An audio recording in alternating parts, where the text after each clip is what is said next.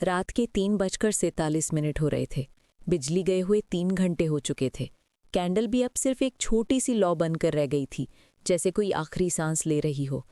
मैं बैठकर बैठा था, घुटनों में मुंह छुपाए। दिल में एक अजीब सा बोझ था, जैसे कुछ कहना है लेकिन शब्द नहीं मिल रहे।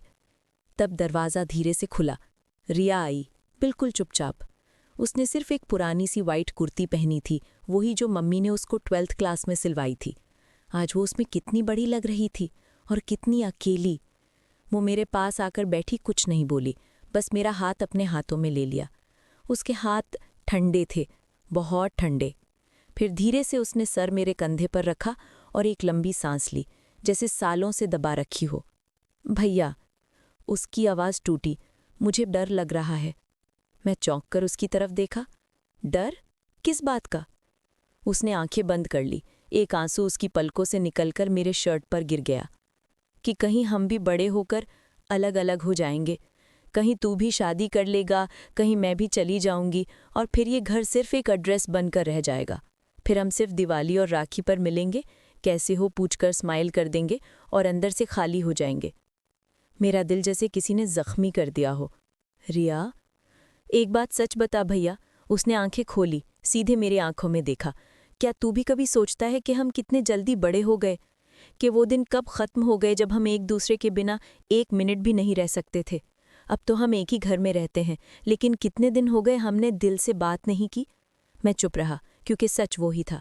मैं भी तो अपने दोस्तों, अपनी जिंदगी में इतना खोया था कि कब उसकी छोटी छोटी बातों से दूर हो गया, पता ही नहीं चला। उसने मेरा हाथ अपने दिल पर रख दिया। धड़कन सुन, ये अब भी वैसी ही धड़कती है जैसे बचपन में धड़कती थी, जब तू मुझे साइकिल पर पीछे बिठाकर स्कूल छोड़ने जाता था। तू बदल गया हो भैया, लेकिन मेरा दिल नहीं बदला। उस रात पहली बार मैं रोया, चुपचाप, बिना आवाज़ किए। रिया ने मुझे अपनी बाहों में भर लिया, जैसे बचपन में मैं उसको भर लेता था जब वो रोती थी। हम दोनों वहीं बैठे रहे, एक दूसरे से लिपट कर। कैंडल बुझ गई, अंधेरा हो गया, लेकिन हमें अंधेरा महसूस नहीं हुआ, क्योंकि हमारे बीच वो रोशनी थी जो कभी नहीं बुझ सकती।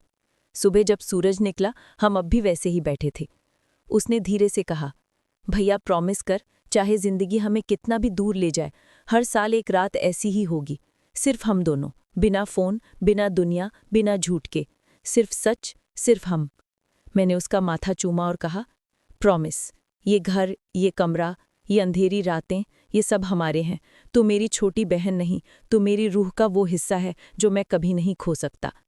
उसने मुस्कुराया, वो मुस्कुराहट जो बचपन से मेरी दुनिया थी। तब से हर साल, चाहे मैं कहीं भी हूँ, चाहे उतनी रात को मैं घर लौट आता हूँ, बिजली जानबूझकर बंद कर देते हैं, कैंडल जलाते हैं, और हम दोनों, सिर्फ हम दोनों, फिर से बच्चे बन जाते हैं। क्योंकि कुछ रिश्ते बड़े नहीं होते, वो तो बस दिल में रहते हैं, हमेशा के लिए।